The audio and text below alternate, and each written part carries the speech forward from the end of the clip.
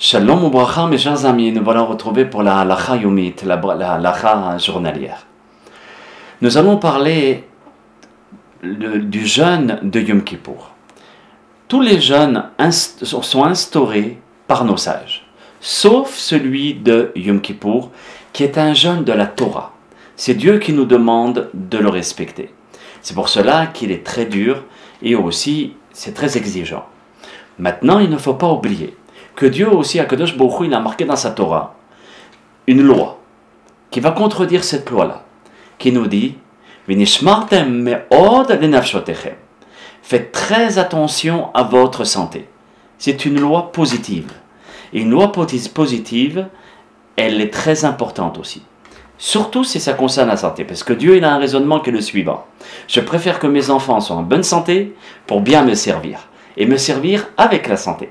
Donc s'il y a une personne qui a un chashash, même un doute de santé, et qui risque de tomber malade le jour de Yom Kippour, ou qui prend des médicaments qui sont importants, soit pour le cœur, pour le foie, etc., ou qu'il a une maladie quelconque, qui fait à ce qu'il ne peut pas jeûner comme tout le monde, il est très très important de demander conseil à son médecin.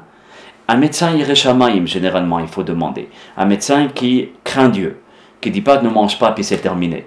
Non, qui vous, vraiment sincèrement, qui considère que Yom Kippour c'est un jour très important et que aussi votre santé est très importante. Et qui vous dit attention, si tu manges pas, c'est dangereux pour ta santé. Alors là, si le médecin vous dit ainsi, le Rav vous dira, vous avez l'obligation de manger. Mais c'est ce qu'on appelle manger la shiurim, avec des poids et des mesures. Comment? Cela veut dire que vous pouvez manger, vous préparez avant Yom Kippour, des petits shiurim, des petits morceaux de pain, ou de gâteau, ou de fruits, qui pèsent 25 grammes pour les solides. De même, pour la boisson, vous prenez des petits verres, ou bien un verre qui sera toujours le même, et vous savez que dans ce verre, il y a 30 grammes d'eau qui peut être à l'intérieur, et vous pouvez aussi le boire Yom Kippour si vous êtes autorisé à boire et manger. De même, par rapport au temps entre un manger et un autre, alors il y a des discussions parmi nos sages, il faudra attendre 9 minutes. Maintenant, si même ça, on ne peut pas, d'accord? Même si ce temps-là, on ne peut pas, ça s'appelle la shiurim, alors si le médecin nous dit tu mangeras, on mange. Et notre santé passe avant le jour de Yom Kippour, parce que Dieu nous a demandé de faire très attention. Mais faites très, très attention aussi de demander au médecin, un médecin qui connaît l'importance de Yom Kippour, et à ce moment-là, vous êtes autorisé ou pas à manger. Et si vous êtes autorisé à manger, en premier, c'est selon la façon dont on a expliqué. Et si vous êtes autorisé à manger sans les shiurim, vous mangez normalement, mais en discrétion. Et aussi, vous mangez des choses qui sont nécessaires pour la santé, et non pas des friandises et des gâteaux, etc. Et non pas devant tout le monde. On part dans la cuisine de la synagogue, en ayant pris bien soin de préparer tout ça avant, et à ce moment-là, on pourra manger. De même, maintenant si vous êtes autorisé à manger des grandes quantités et que vous mangez 45 grammes, plus de 45 grammes de pain, alors à ce moment-là, vous faites Netilat Yadayim. Vous dites Baruch Ata Hashem Elokeinu Melech Haolam Asher Kideshanu Bemitzvotav Betzivanu Al Netilat Yadayim. Vous faites le shifshouf, c'est ça. Et ensuite, vous dites Amutzi Lechim Min Haaretz sur le pain. Ensuite, vous récitez le Birkat Hamazon. Et vous faites une mitzvah de la Torah de faire attention à votre santé. D'après le Ben Ish Chai, même il y a une phrase, même le Rav Mordechai Léo, il rapporte ce Yiratson pour dire si je mange, c'est pour faire plaisir à Dieu, pour que je sois en bonne santé. Et ensuite, vous dites dans le Birkat Hamazon, Ya'ale Veyavo, qui est la prière des fêtes, et vous dites Yom Kippourim Azeh.